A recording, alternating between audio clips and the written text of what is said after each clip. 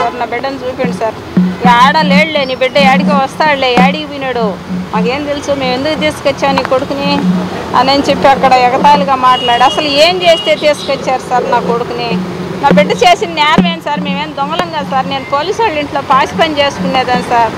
మా బిడ్డని ఎందుకు తీసుకొచ్చారు? అసలు యానాది లంజా యానాది చేష్టాలు చేయగాకే ఇక్కడ కోర్టులో ఏంది నీకేంది? వాళ్ళ కాళ్ళు పట్టుకొని బాధీ పడతా సార్. నా బిడ్డను చూపిండి సార్.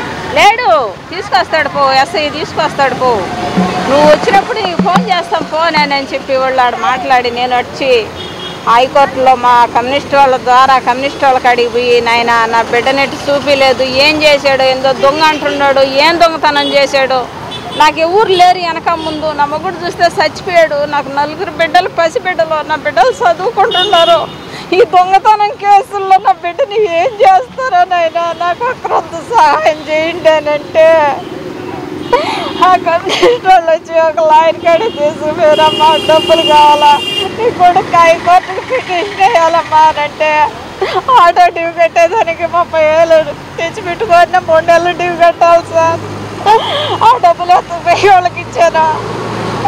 వాళ్ళకి ఇస్తే తెల్లారి 6వ తేదీ తీసుకుపోయిన వాళ్ళు నాకు 8వ తేదీ రోజు ఫోన్ చేశారు సార్ వాళ్ళే, పోలీసు వాళ్ళు.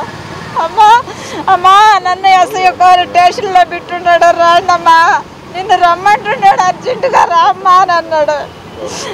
నేను లాయర్కి ఫోన్ చేస్తే నువ్వు వాడికి వద్దురా అమ్మా ఇక్కడికి రా అన్నాడు. 9 రాత్రి 4 గంటల దాకా ఇక్కడ కూర్చుంటే తీసుకురాలా, కోర్టు కాడ మోతేసేసారు.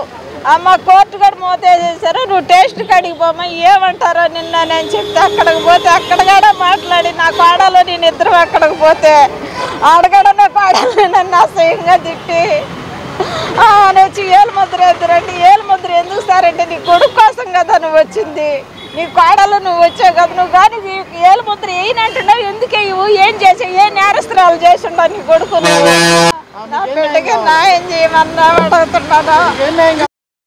మరెన్నో వీడియోల కోసం మా ఛానల్ ను సబ్స్క్రైబ్ చేసుకుని పక్కనే ఉన్న బెల్ ఐకాన్ ని యాక్టివేట్ చేసుకోండి.